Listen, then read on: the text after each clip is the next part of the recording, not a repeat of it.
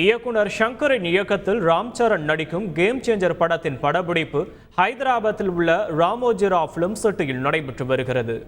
இந்நிலையில் ஈநாடு குழும நிறுவனர் ராமோஜிராவின் மறைவு செய்தி கேம் சேஞ்சர் படக்குழுவினருக்கு கிடைத்துள்ளது.